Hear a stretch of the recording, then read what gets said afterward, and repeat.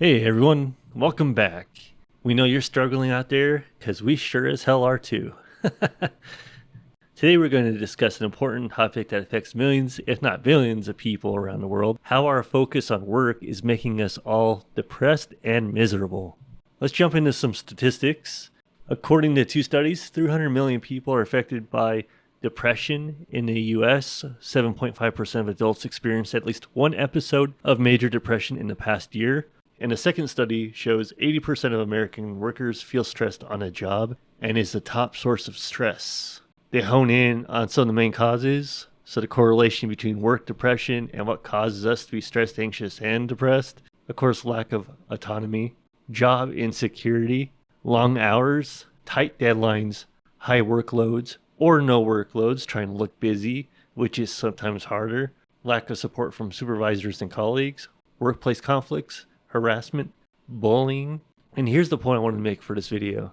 I hate the obviously unhelpful and generic advice we get when looking up depression, workplace depression. Very few people can actually implement the advice that's given, or it may even get you fired. For instance, it is important to take steps to overcome workplace depression to ensure a healthy work-life balance. Yeah, no shit. It is essential to take care of your physical health by getting enough sleep, eating a healthy diet, and exercising regularly. And of course, how can you do this while working 40 plus hours? It's 100% accurate advice, but difficult to implement. Healthy eating and exercise go together. You can't exercise after eating fast food or pizza. And to eat healthy meals at home takes not only money, but time. Time to plan and time to cook. More advice here. If you're feeling overwhelmed at work, try talking to your supervisor or HR representative to explore options for reducing your workload or adjusting your schedule. You are asking for them to replace you or fire you, or at least informing them to keep an extra eye on you and your productivity. HR is only there and they only care about what's best for the company. And an employee being overwhelmed by their workload doesn't sit well with them. So if you were to do this, prepare to work extra hard and be more overwhelmed while now having to plant a big old smile on your face. Any issues you have outside of work, they expect you to resolve quickly and permanently. That's why leave your work at work and your home stuff at home, and do not bring your personal into the workplace. Your coworkers and HR, especially HR, are not your friends. Next bit of advice, building a support network of colleagues and friends can also help to cope with stress at work. How? By getting together to complain about your stress in your free time. Plus, when do you have time to make friends and find the time to meet up, especially regularly enough to be a support network? And I think the worst advice of all is job searching / developing even more marketable skills / turning something you enjoy into a stressful money-making endeavor.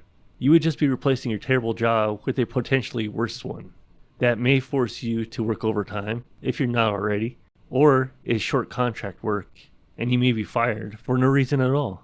So to sum it up, not only do you have to make friends, exercise, cook at home, on top of all your chores and errands, but now you need to learn new skills and job search.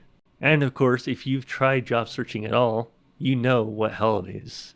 We'll go over a post here real quick, but Shore is going to make an entire video on the topic. But here's two snippets that I found that really showcase what's wrong with job searching today.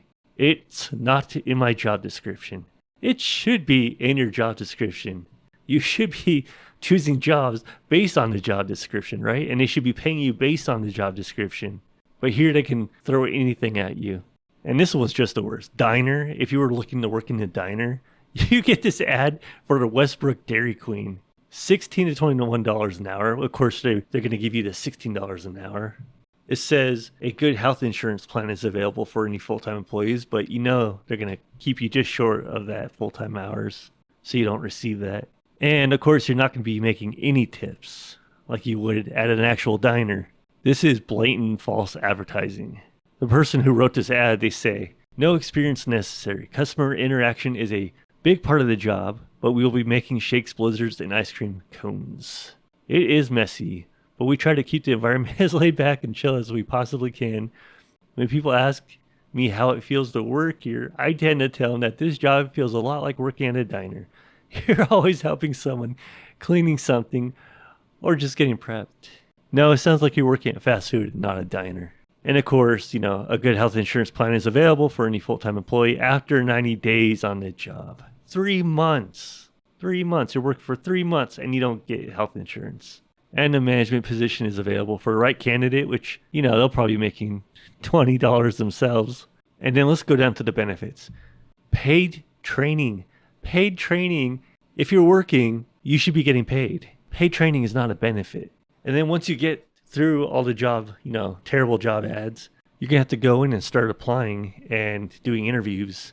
I've gotten overqualified for jobs, but like jobs that I'm like, I don't work for fun. I work for a paycheck. Sometimes we just need a paycheck, and what's wrong with coming in just to work, just to make money to pay your bills while searching for that long-term job or some, have another passion outside of working. I got turned down from a donut shop because the owner said I was not passionate enough about donuts. I showed up at 2 a.m. for work. I regularly stopped there to buy donuts for me and my roommate to eat, and the job was damn simple, paid well, and I would have loved working there. I showed up at 2 a.m. on my first day. The coworker who was supposed to show me the ropes arrived an hour and a half late. And then of course there's cover letters. I like this tweet. Cover letters are so weird. Like, bro, why do I need to write you some fan fiction about working for you?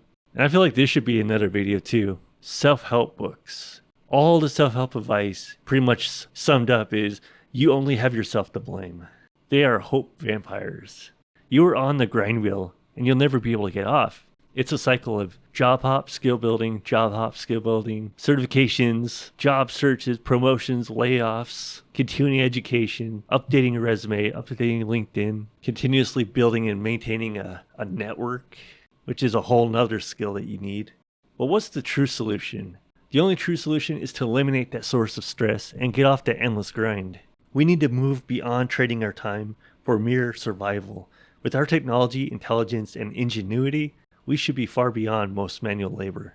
And we haven't even discussed how isolating the work culture is. We are all individually cooking for ourselves, driving alone to and from work, doing our own laundry, having superficial relationships with our coworkers and other people we interact with throughout the day, customers, baristas, bank tellers. We need to bring back community. My friends and I are building our own community and network with one conversation, one subscription, one video at a time. Like you, most of our day is wasted away on the grind. As our community and momentum start to grow, the faster it will be to begin to implement change. But I'm not saying that some stress can't be good and healthy, like working to save up for things you want or need in life, or for retirement, or going to school to actually learn something or get a degree, or the stress of learning a new skill like riding a bike or a foreign language, or bettering yourself. Working on who you are is extremely difficult. But it should only mean taking a manageable workload. Sometimes one class is the equivalent of taking 3. When I was working full-time and taking 2 classes, each problem for my homework was 2 to 3 hours. And I did it only by sleeping 5 hours a night.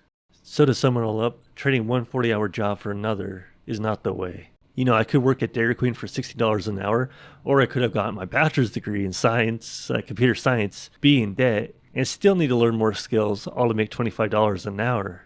Only by not agreeing to go along with the system as it stands now can we begin to make a change. We must be able to refuse work and not accept not getting a fair share from our labor. We all know what stresses us out and how to fix it. Our weekends go by in a flash, and all we have time to do is errands. It has been scientifically proven that we need 3 days off in order to de-stress. So we encourage you to consider alternative forms of living. Check out Shore's solar panel guide for $5 to help support our mission. Find a house that's super cheap for rent or a room with roommates. Save up for a van and solar panels. Get a gym membership that has clean showers and lockers where your belongings won't get stolen. You can even start to downsize. Buy less things. Get rid of things. Be available for opportunities when they come up. If a job is available that's better in another city, you'll be able to go to that city or another state or another country. Thanks for watching and leave a comment below. What's been on your mind lately? What have you been struggling with? What are your thoughts on work culture and depression? Dude died, but they made him go to work anyway.